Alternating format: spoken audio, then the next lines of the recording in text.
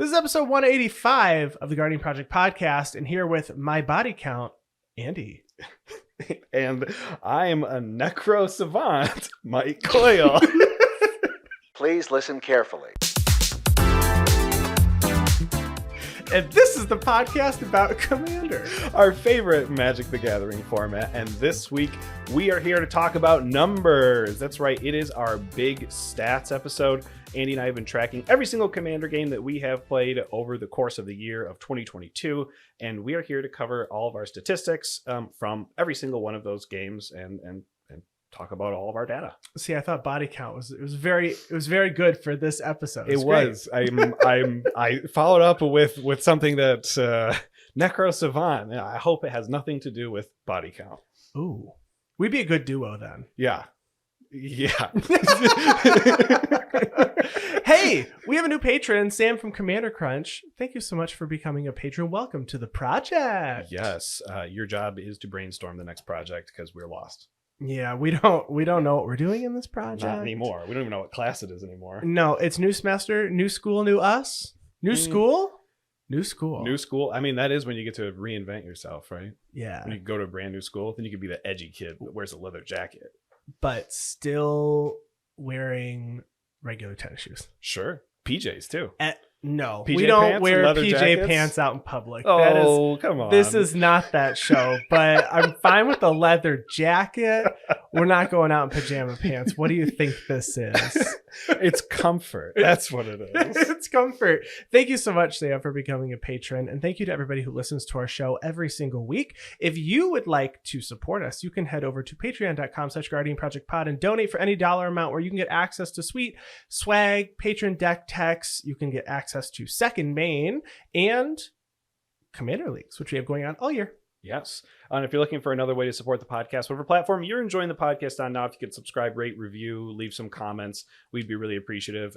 You can find us online by simply going on over to Google and searching for Guardian Project. Our website is theguardianprojectpodcast.com. You can find all of our episodes there. If you haven't already found them elsewhere, we're on Twitch at twitch.tv/GuardianProjectPodcast. You can find us on Twitter at GuardianPod, Instagram at Instagram at Guardian Project Podcast. You can find us on YouTube at youtube.com/The Guardian Project. And you can email us at guardianprojectpod@gmail.com. And we have a lot to talk about, so let's open up Excel now.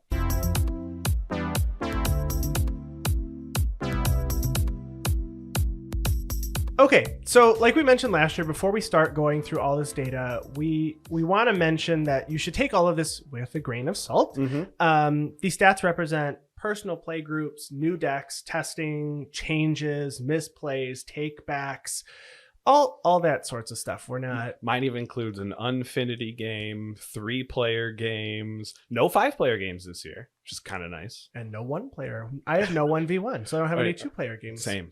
I don't have any this year. So while we're going to present a ton of information, Lots of it. probably not even just one episode, probably going to go into 2 episodes, Mm-hmm. or maybe 3, who knows? Who knows? This is not the end-all be-all of what makes Commander, or what makes a deck powerful, or the right build, or the wrong build. Since everybody plays things differently, and they play the cards differently, and, very situational. This is also just a sample of data. So while we track these things, these are not tracked by everybody. Mm-hmm. And we're just using this to contextualize our games and allow us to really adjust, our deck builds accordingly. It's also all manual. Yes. So lots of cleanup at the end of the year when I go through and I realize I've spelled the same commander's name wrong, 3 times. At least you consistently spelled it wrong, so the filtering doesn't get messed up. Yeah, right? well, no, I went through and I changed them all. Oh, okay. Yeah, no, I had couple hours cleanup. No honestly. Osgreer in your commander list, huh? No. Okay. No Osgreer. No, but I before E except after C. Mhm. Things like all Most of the time. Yeah, most of the time. Most of the time when I'm typing it. I wish Excel would do the underline like in Word. Like you misspelled That this. would be nice. I had Bright Shriel Colossus, Okay. Bright Steel Colossus.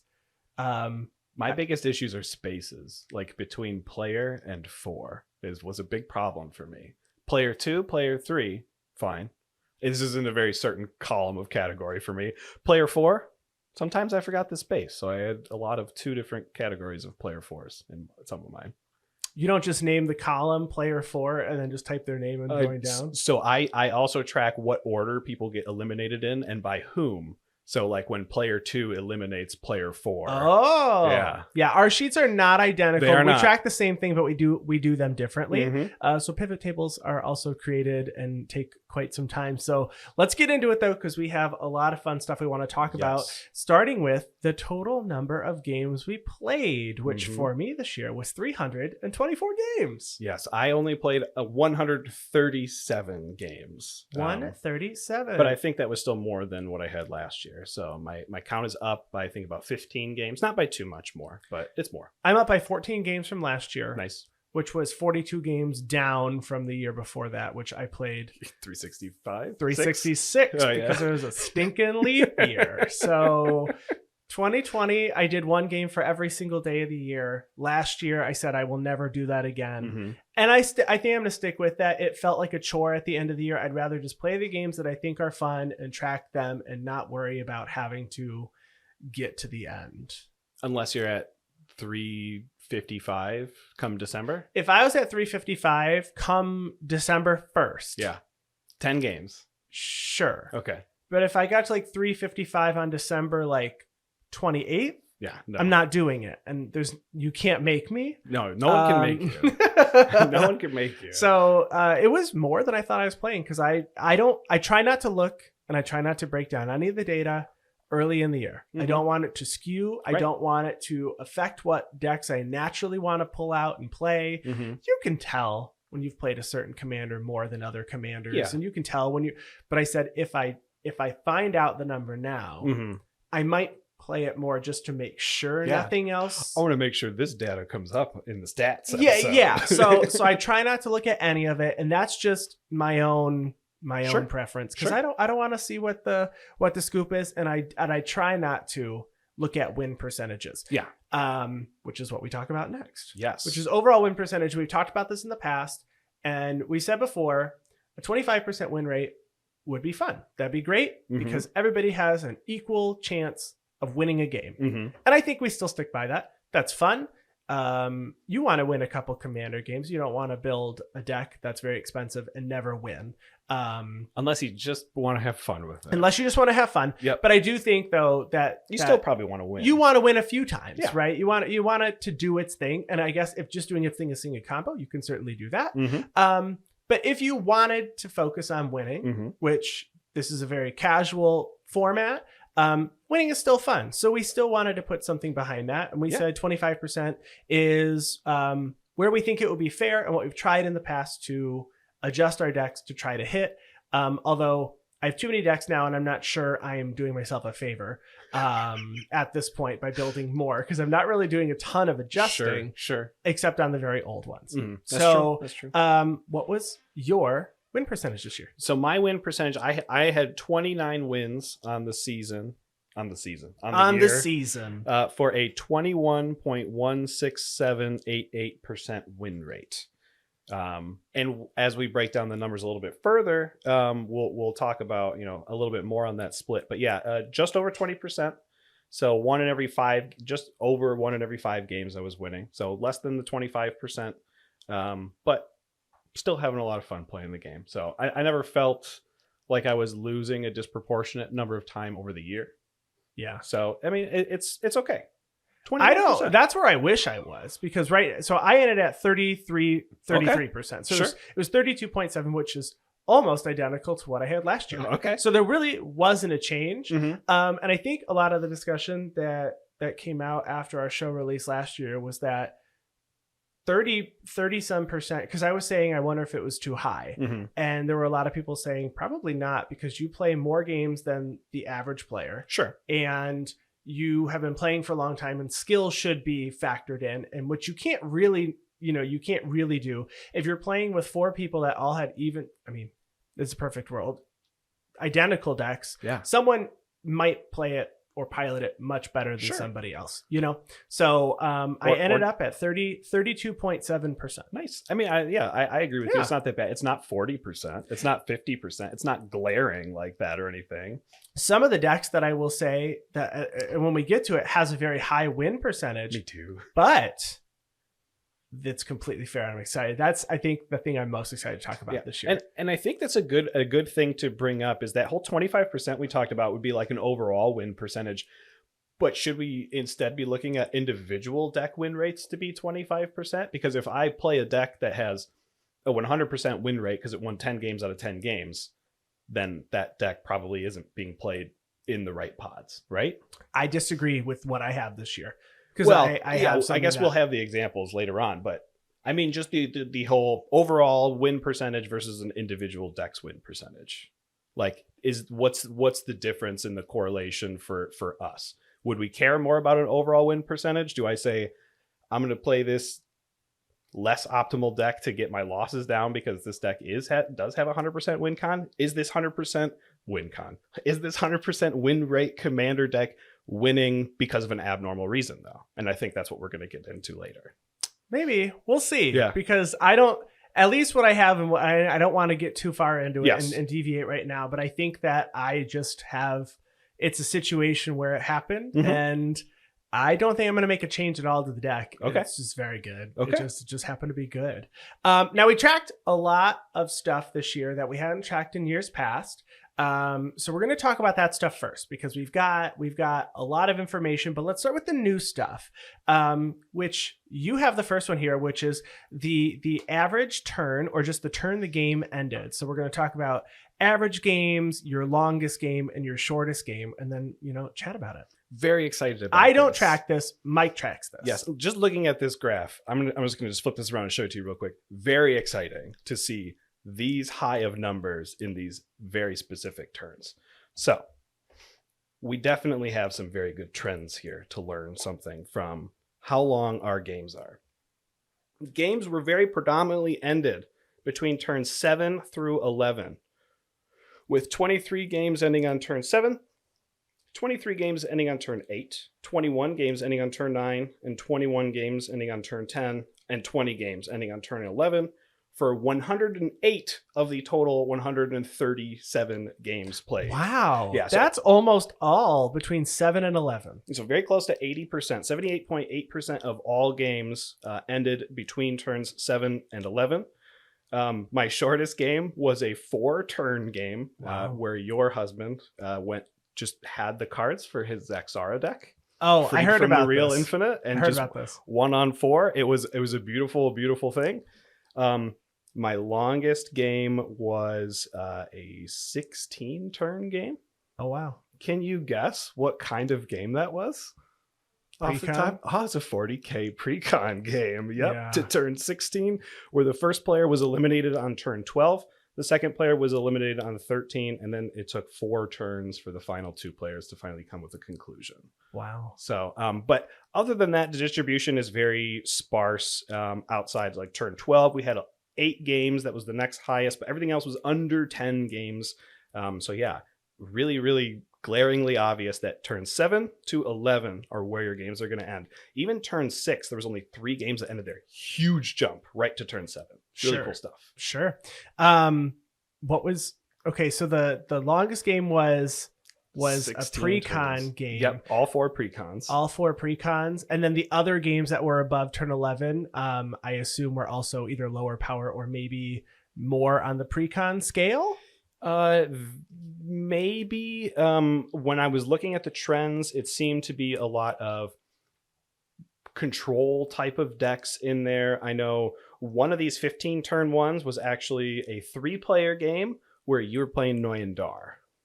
Oh, yeah, and that's my fault then, because I'm sure I wiped the board like 6 times. It was bounced things like 5. It was Hall Breacher. It was the time when Hall Breacher Horror was bounced back and forth from the hand like 8 turns in a row. Okay, I do remember this because I bounced something and then Mike would remove it and then I would, okay, I do remember that game. So Poor- it didn't take that long in time because every turn was bounce that. Okay, I'm Poor going to replay Colin this. O'Clock, bounce who was caught between the two of us, because that was a 3-person game that I remember going to the point where we were like, we have to be done. Mhm. I want to play another game. 15 turn 3-player game, very abnormal, but it exists, right? Wow. here. Okay. Awesome. So the first new thing that I tracked this game was companions. Yes. So How many companions did you play? I against this played year? 16 games Okay. against companions, and there were 8 different companions that were in that grouping. Okay. It was always just single person. There was never a game where there was more than one person that was playing a companion Okay. deck. And the most popular companion, if you had to guess, it's not Obosh or Karuga. Oh, it's not Karuga? It's not Karuga. Then it's Gyruda. No, it's Gigantha. Oh, okay. Gigantha Sure. the Wellspring. So Gigantha is a 5-color companion that says no card in your starting deck may have more than one of the same mana symbol in its cost, and it taps to add white, blue, black, red, green, spent to cast generic mana costs only. I played against Gigantha more than any other companion. Karuga was 3 times, Obosh was 3 times, and everybody else was only once or wow. twice. So I think companion is difficult. You're putting a restriction on a deck. It's not something that I want to do, but every time that I saw it this year, it was always fun. Umori, I honestly thought that I had played against Umori a lot more than I had, but I only played against Umori twice. Yeah. So That was the one companion I actually played against this year. Umori, twice. yeah. So maybe we were both in those games. But I was expecting to have more, but I will say it kind of dropped off after like April. Yeah. It was all beginning of the year stuff. Mm-hmm. The last time I saw one was actually, I did see one in December. I think it was 2 games against Obosh, but Sure. otherwise the majority of it was the beginning of the year. I still see the companions getting played very often as like your commander and stuff. We had a Loris commander on our stream. Yeah, as commander, absolutely. As but commander. these are specifically companions Right. as companions. And then I also tracked backgrounds this year. So Oh, I you're did welcome. track them separately. Yeah, I know. I tracked them separately. I don't track them as like a partner pairing. Sure. I track them separately and as a partner pairing. So it's not just as the partner pairing. So I played against 29 decks that used backgrounds. Mhm. The background that was played the most was Shameless Charlatan at 10 times. Mhm. 9 times of those Shameless Charlatans was against your deck Yep. that makes was sense. using a Shameless Charlatan. Makes sense. But I played against Passionate Archaeologist, Cultist of the Absolute, Street Urchin, and Master Chef 2 times, and everything else was just a single time. So it was Shameless Charlatan was like worlds ahead of all the others. Yeah. And Makes sense. then when you played against some of the commanders, like the pre-con commander decks, like Passionate Archaeologist came from that. Yep. I would have expected honestly to see those more, but it was not. Shameless Charlatan was from the actual set, correct? Correct. Yeah. So that one Yeah, was great. I'm surprised that Haunted one wasn't a little bit higher because I know I have my Ellen Hargreaves Haunted one deck. That would have been one of the pre-con backgrounds, but that would be the only one I would think of that maybe you would see there. But yeah, really cool. Backgrounds are great. Are you going to continue to track that for next year too? Yeah. It didn't take any extra work. I mean, I was already typing it in for the commander, so I said I'll put it in this extra column so I can. But when Wizards of the Coast 6 months into the year comes out with another partner mechanic, then you'll have to track that one too. I mean, I only add 1 column for it, to be honest. So Sure. it's not too difficult. It's just I'm over into like AE at this point. Sure. AG. Sure. Yeah, that's true. So it's just It's scrolling. a lot of data per game. To Yeah, input it's at this scrolling point. really far. It's scrolling really, really far to the right. You were also going to track how well pre-game chats were going to go this Yeah. year. So I'm excited to talk about this one because I was pleasantly surprised in the end. So I started tracking whether or not the pregame chat was successful, which obviously we know is subjective. Yes, very much. So. But I feel like I was also overly strict with it because Sure. I didn't want to write down, oh, the pregame chat didn't go well. because someone won that Sure. or did really well. Sometimes decks are just going to work exceptionally well. That's right. Hey, I got beat by a Zaxara deck on turn 4 that didn't have like super fast mana built into it. And so we sometimes know. decks are just gonna not perform at all. Like, You're gonna, that's true you're gonna, too. You're gonna have 3 lands in your opening hand, and Mhm. you're not gonna draw one for 8 turns. And it's going to be on stream. And it's going to be your Timon and Rhoda deck. Yeah, and it's gonna be so gonna embarrassing. No, I'm just kidding. But I was in that game for a long time You because were. everybody felt so bad for me because I wasn't doing anything. It works out. So I was overly strict with it because I didn't want it to be skewed in any way where it sounded like you said it was not a successful pregame chat just because things didn't go your way, right? Sure. So overall, there were only 6 games this year where I wrote that it was truly not a successful pregame chat. Okay. The first one was we were playing against a Yuriko deck. Okay. So Blue Black Ninjas. And we were told it wasn't that kind of Yuriko deck. And on turn 3, a temporal trespass was flipped. And then they Mhm. proceeded to take extra turns starting on turn 4. And it was Sure. like, okay, this is It's exactly that kind of Eureka. yeah, so it was unfortunate that that you got to that. We had a game where a new player Mhm. was in the pod at our LGS, Okay. and so me and the other player said, what do we want to do? And so we said, let's play a game where no one's really gonna win till probably like turn 10 or later. Sure. Like we're gonna play something where there's like really no way to win early on. So this was pre additions from Neon Dynasty. So I was like, well, Neombi takes forever to play. It truly takes forever to play. Sure. And so I grabbed Neombi, and someone played a Yarok deck Mhm. that won on turn 5 with Infect against 2 people and turn 6 against the other person. And we were Hmm. like, okay. Did the other person know what Infect was? Did you have to explain the Infect mechanic To the new brand player, we had to explain. Yeah. of why So 2 people got so knocked that was out of the game? yeah, so it was unfortunate that happened so early. We had I had a game where I played against a Teysa Karlov deck, and it won on turn 4, Okay. and we were like, okay, that wasn't really what we were expecting. Mhm. We had someone who overestimated their deck. They're underestimated, and they the whole game they're like, oh my god, I am so like this is not. Mhm. I should not be in this pod. Mhm. And so it wasn't a big deal. Whatever, play it and we'll go to a new game. Sure. But the whole time they were like, I really misjudged this. They kept apologizing. We're like, it's fine. Mhm. We'll just win. Mhm. Win. And they did. Yeah. And they were like, I'm not gonna play this again. And so we had that. And then finally, one thing that we've said before, when there's money on the line, it's not always conducive to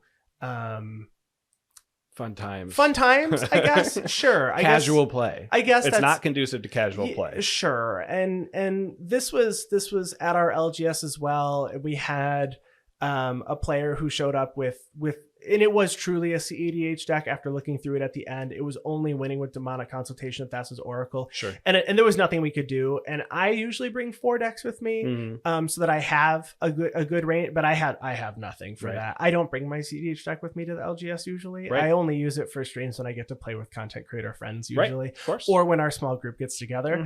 Mhm. So I had nothing, and so there were 2 of those because it was both games. Yep. And we did ask if they wouldn't mind playing somebody else's deck, but there was money on the line, and they said I would like to just play my deck, and so we just did game 2, Yep. and it happened, and then we would not. So it was only 6 games, though. Sure. So out of 324, 6 is not bad. That's fantastic. And they were pretty spread out throughout the year. It wasn't like other than the 2 that happened the same day. correct. And that was this fall. Yeah. So it really wasn't bad. I think that pregame chats went pretty well. Good. And I do like that after we have our streams, usually after we get off Twitch or we're on anybody else's stream, we chat for like 15 minutes. Mhm. And Where the winner of the pod always apologizes, even if it was totally fair and everything was fine. yeah, and I had that happen with Emperor Lightpaws this year. Yeah. And I didn't mark that I thought that it wasn't a successful pregame chat. When we discussed it before going on a stream, we knew what the deck would Yeah. do. And after the game, I apologized like that. And I was like, I didn't really, honestly, until you see Sure. something in person, sometimes I didn't think it would be that consistent. Right. And I have not played Lightpaws honestly since. And Mhm. that was a new deck I put together this year. But also, it's not that expensive to build because it's all just kind of cheap enchantments Oh, for the yeah. most part. But I didn't mark that one, but that's exactly how I felt. And that's why I was being very Mhm. critical about this, because I didn't want it to Sure. be, because it's all opinion based. Yeah, and You know? I mean, very very similarly, I actually only ended up playing one. I'll call it a real game with Abdul Adrian, Gorian's Ward with Candlekeep Sage, because in the one game I played, it took a long time. I won. Again, it is a cheap deck that can always put back together, but I ended up playing a boss monster game with it later on, though, because when you're not fighting against other people and you're all fighting against a single goal, you can play whatever trash decks that everyone else hates because you're not killing them with it anymore. It's fantastic. Yeah. That's the commander variant. Yeah. So that's boss monster is like where there's a fifth player that is an NPC or whatever, where you have to knock it down to 0 life. Yeah. Nice. Very cool stuff. Games we played on stream this year. Yes. So I played 207 games not on stream. I played 117 games on stream. Nice. I streamed 59 of my 137 games. So it's pretty cool. But my win rate is actually I wanted to see what my win rate was for stream games versus non-streamed games. So I was curious. My streamed game win rate is a 15.25%. Okay. It's about 4% lower than my overall win percentage, meaning that my non-streamed games were a 23.08 win percentage. So apparently I suck on streams, or I'm just you trying play to differently. Yeah, Because I feel like I play differently when I'm on stream, and that's why I wanted to track this year, because I play differently because I want to play the big splashy cards. Agreed. Versus and like what people say this, I'm using air quotes here, like, do I want to play the fun play Always or the like fun the play. smart play? Uh-huh. Honestly, they're always fun. Mhm. But I feel like I go for the big plays more often when I'm on stream than I do. Totally agree. Yeah. So that's interesting. I didn't break down my win percentage that way. But I did play it almost half my games. Well, 1/3 of my games were basically on stream. That's what. Yeah, mine was just under 50% of my games. And that's obviously on a lot more than just our stream, because we stream a maximum of 52 games per year. So yeah, I think we had about 48 games uploaded this year or something like that. So yeah, it was probably 48 of our own games. Now, I had one other new data piece that I was tracking here, and that is game winning methods. So it's a little bit strange. So I want to do a little bit of a preface. This is not only the way people are winning the game, but it's also the way the fourth player gets knocked out of the game. Because that's really, the player wins when they knock the fourth player out. So a lot of times, if player 3 knocks out 2 players and then a fourth player that isn't player 3 ends up winning, it'll just say the fourth player won based on however they knocked out the last remaining player. If that makes sense. Does that make sense? No. Okay. So if I knock out player 2 and 3 with combat damage, and then player 4 knocks me out with infect, Okay. the game will say player 4 wins with infect. Okay. Yeah. And that's all it will say. Okay. So given that, I tracked the way every single game was won, and So it's the last person that gets knocked out. That's how you count the game as. Okay. Yeah. That makes sense. So The game ended with this type of method. exactly. So 70 of the games were won with generic combat damage. Okay. Makes sense. Commander damage was 7 wins. Oh. Specifically, a Craterhoof Behemoth was 6 wins. Oh. Infect was 4. Terror of the Peaks was 3. Maze's End was 3. And Disciple of the Vault was 2. There was one other repeating win method, which was Perforos, but it was paired up with a Witty Roastmaster in one game. So Perforos repeats twice, Witty Roastmaster only repeats once. Wow. So it was I don't win a lot with combat damage personally. My personal wins are only 12 with combat damage. I have I have 3 of the 6 Craterhoof wins, 2 of the 4 infect wins, 2 of the 7 commander damage wins, and a bunch of like single wins out there. But how many of the Maze's End were yours? 0. 2 of them were yours. Only 2? Only 2. One of them was on our stream though, which was not you. Just Kevswell won with a Maze's End. That did just happen just like a month and a half ago. Mm-hmm. So those are the 3 Maze's End wins. 2 from you. And I did lose to your Niv Mizzet deck 3 times. And I was like, how the heck did I lose that third time? It was a Rakdos Charm. That's fun. Yeah. That's fun. So cool stuff that I like to track here. I won It's with a lot more infect than I was expecting. I have a lot. I built a lot of infect this year. And you might not have it, but was it infect as in like grafted exoskeleton, or was it like Triumph of the Hordes? My 2 wins were Triumph of the Hordes. Okay. There was a 3rd win, which was Triumph of the Hordes, and the 4th win just said Infect, so I don't believe it was Triumph. It was probably Proliferate. Okay. Wild. I can't remember the last time I saw like a grafted exoskeleton win, but I've only ever seen it really enough that I can remember it in like a Slimefoot deck, because you put it on Slimefoot and then you can sack those saplings. Oh, that because it has Infect. Yeah. Nekusar is a good grafted Yeah, exoskeleton. I never really see Nekusar anymore. Nekusar, I mean, we'll get to it. It's the one. It's oh my gosh, we're gonna get there. Wow. So that was all the new stuff that we tracked this year. So I did not expect to play 1/3 of all of my Commander games on stream, though. Yeah, it's nice to have, because I didn't have it before, and I wonder how many games we played on stream in 2020 and 2021. You know, probably I would have guessed less, but I would assume less. But 2020 is the year we started streaming. We tried to play a lot. That's true. So who knows? All right, let's talk about the decks we did play, though. So we're going to talk about the top 10 commanders that we played this year, how many times, and then how well those decks performed. So I'm going to start here with my list. And the commander I played the most this year was Kaza Royal Chaser. Nice. Wizards. Is it Wizards? A deck Is it what? Is it? I didn't expect for this deck to even be around. So we built it originally for a $50 commander stream for Zendikar Rising commanders. Okay. That we played on Twitch. That was a long time ago. A long time ago. And my deck didn't really do anything on the stream, unfortunately. I started setting up, and then it was like, oh, the game's over. You didn't really do much. I also am really proud of this one, because it's the first, I don't want to say first, but it was one where I did not start. I actually invented something as opposed to starting with someone's wheel and then just changing it, because I play a lot of cards that just untap a creature, and then I can tap Kaza to reduce my spells by the number of wizards that I have. So you can hold priority and tap and untap with Twiddle. Twiddle is the namesake card, but there's a ton of cards that do the same thing. And then I just went with giant X spells like Banefire and Electrodominance, and there's actually quite a few. Fireball and Comet Storm.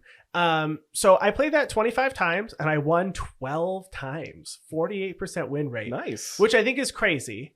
However, I did want to dive into that and see if there was something that was contributing to that. And three of the games that I did win, I was able to cast Expropriate. And I will say, I think Expropriate in that deck might actually be too easy to cast. Okay. So I think I might want to take it out, because getting 4 wizards and then just having 4 mana and then being able to untap Kaza even one additional time is just the Expropriate mana. Sure. That's all you need. And when I did cast Expropriate, all except for one time, I won, because one time I expropriated and took, you guys on stream gave me 4 turns. Yeah. And I miscounted the number of cards in my deck, and I windfalled and milled myself out and could not win. So that was wild. I believe that may have been my one win on the season that was labeled as opponent mistake as the win condition. Nice. It may have been. Yeah. So Kaza's number 1. Cool. Number 2 is Jaren Corrupted Bishop. Okay, makes sense. 23 games. Nice. Very nice. Yes. So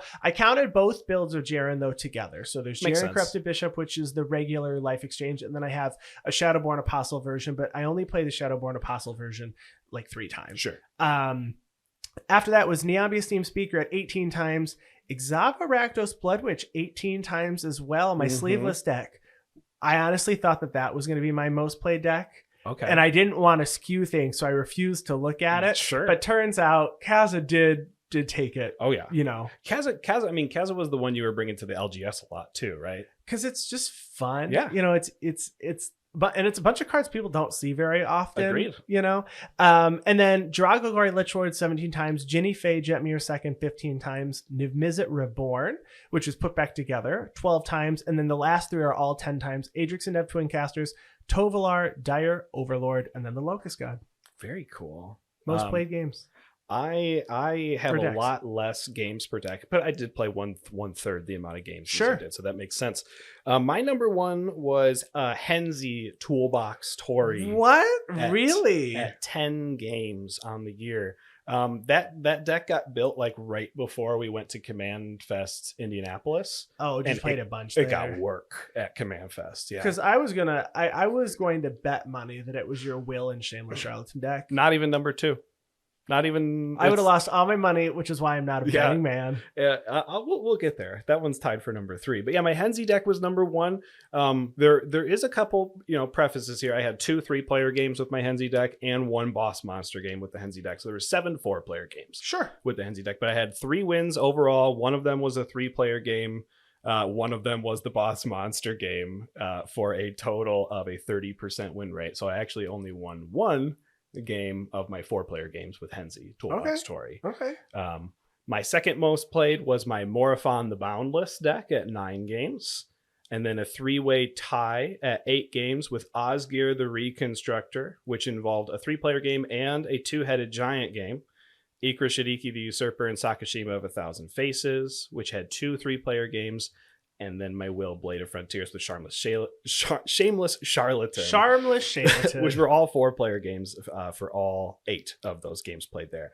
At 7 games, I had Delina Wild Mage, Rafine Scheming, Seer, and Satoru Umezawa, which was my budget Kamigawa deck when you had built... Were you building Shorikai at the time? Did you build Shorikai? during that Shorikai is time? together. I don't play it very often. Yeah.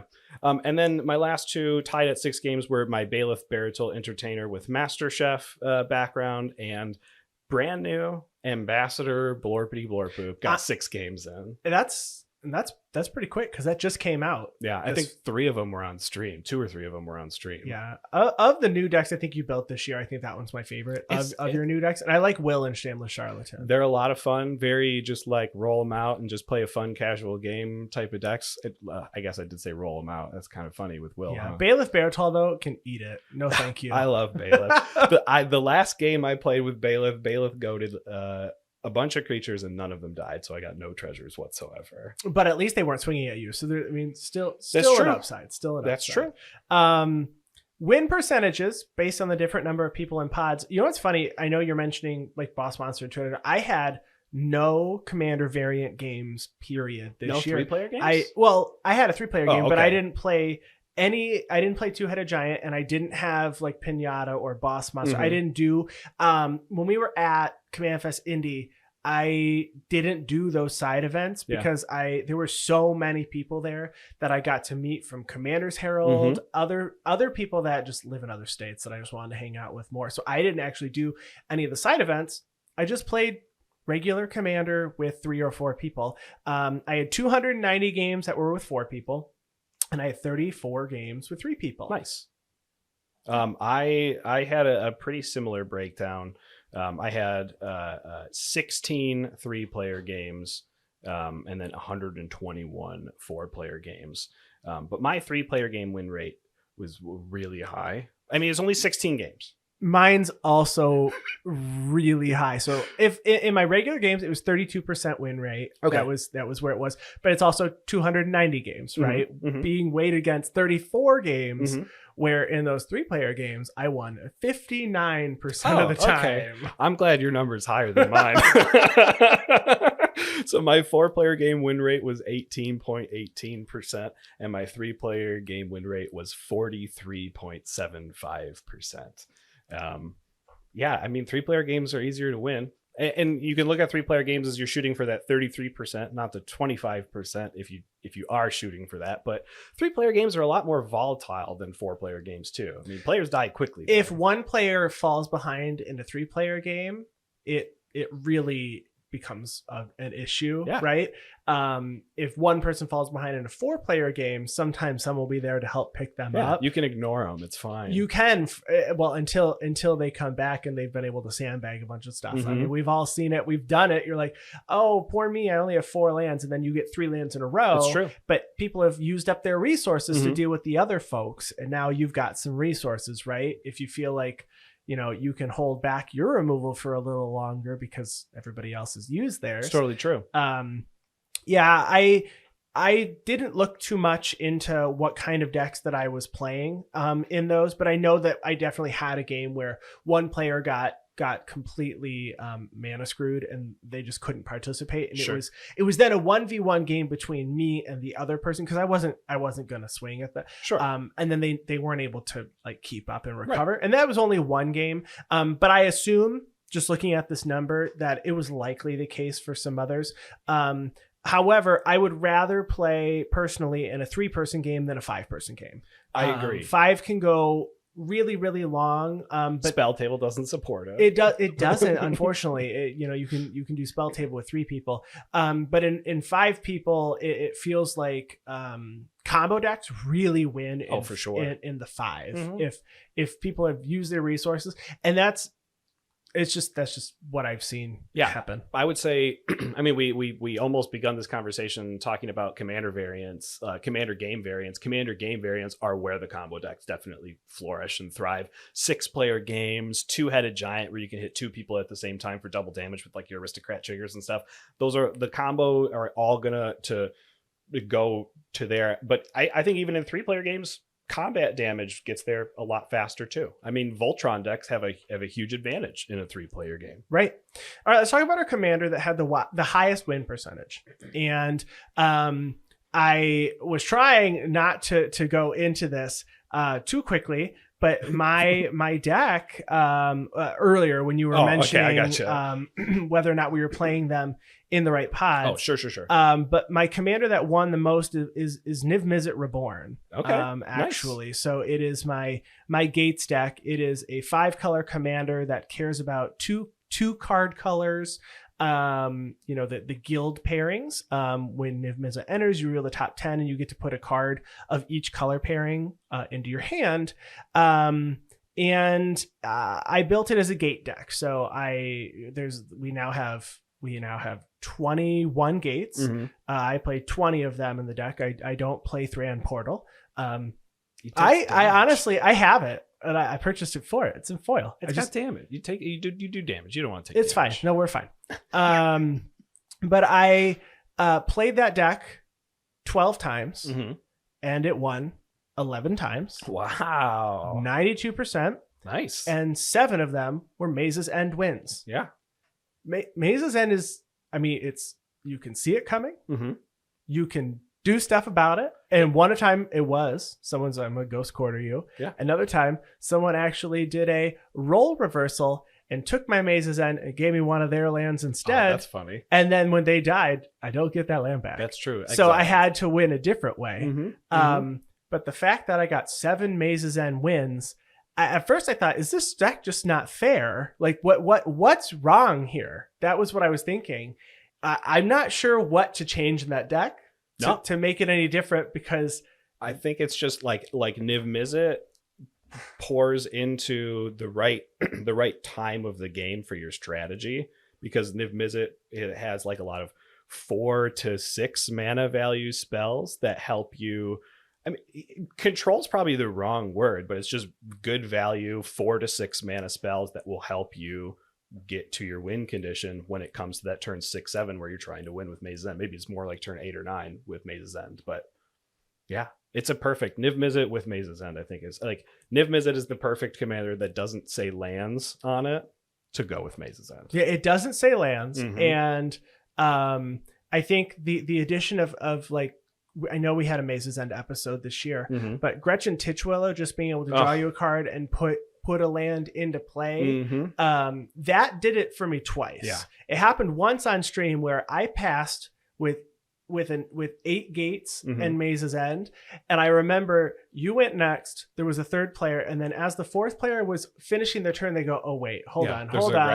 We already lose, don't we? Mhm. And I activated it, was able to put the 9th gate in, and then on my upkeep I could activate Maze's End. Oh yeah. So it's a great deck. I didn't expect it to win that many times, Mhm. and that many times with Maze's End, but that is what I try to just do, is play Maze's End. But when you can play a gate every single turn, Mhm. and having Gone Gate that makes your gate comes in untapped, Yeah. which is the Amulet of Vigor Huge. gate. I will say that getting Gone Gate when I can search for any land, because most of the things I search for gates tapped or search for a basic. Yeah.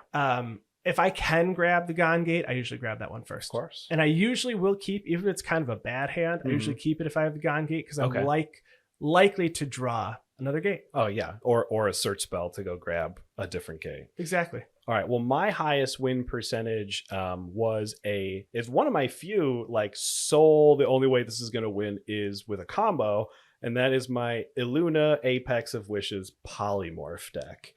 I played 5 games and I only lost one. I did have one 3-player game that I won. My one loss was at Command Fest Indy to our friend Torrens Trin and Silvar Partners deck. Oh, nice. I believe it was the first time that his deck had won.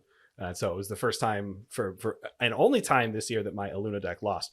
So that Illuna deck has had some upgrades and some changes over the past year with some 40k cards and some other polymorph cards that came out previous. I think Brothers War had a new polymorph card that I put in there, but the deck doesn't change too much. It's very consistent. There's 14 hits I can get with my polymorph spells. So as long as I know what's on the battlefield, how many things I'm going to polymorph, what's in my hand and what's in my graveyard and what's left in my deck, I think it's a deck that's starting to become almost a little bit boring to me. It is random what permanent I get, but if I get 12 permanents, I know exactly what 12 permanents I'm going to get. Yeah. That's fair. But it's a consistent deck. I still like it a lot. I feel like I only pull it out when people are like, we want kind of a quicker game or a game with a little bit higher power, something that can win out of nowhere is not a problem. I've never won with commander damage, but I have knocked some people out with commander damage with Illuna. Don't sleep on the flying trample.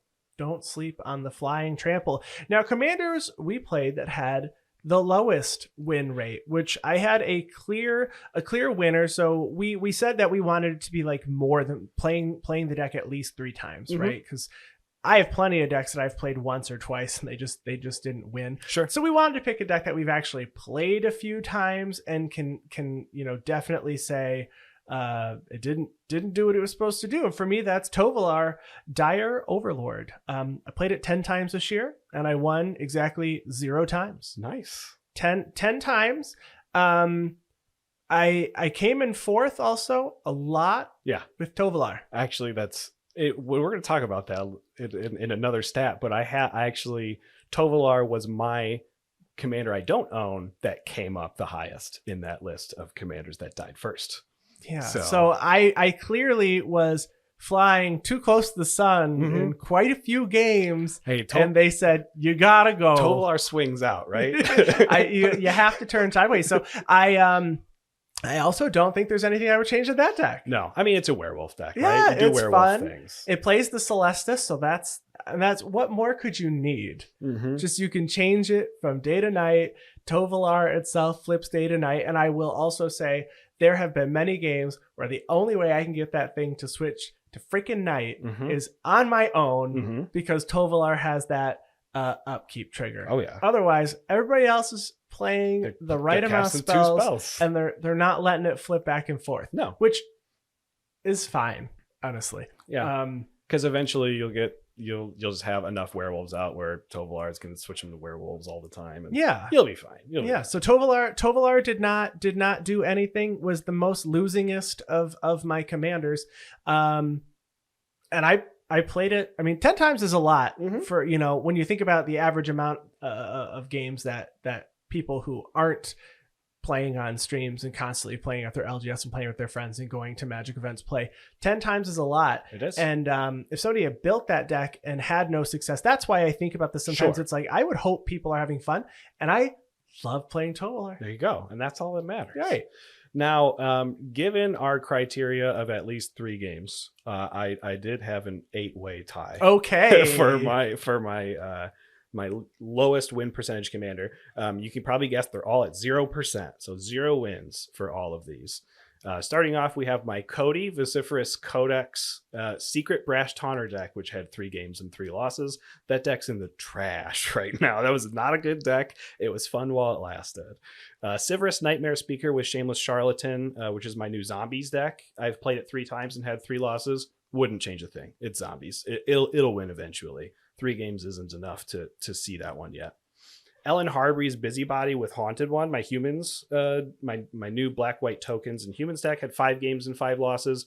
That one I've made some recent upgrades to. I like that deck a lot. I can't wait to keep playing it. I do have to have a rule 0 conversation with that one because I do play above average number of board wipes. I want to make sure that the game is going to be enjoyable for everybody. I think I play like 6 or 7 board wipes because I try to make them one-sided with my Haunted One background.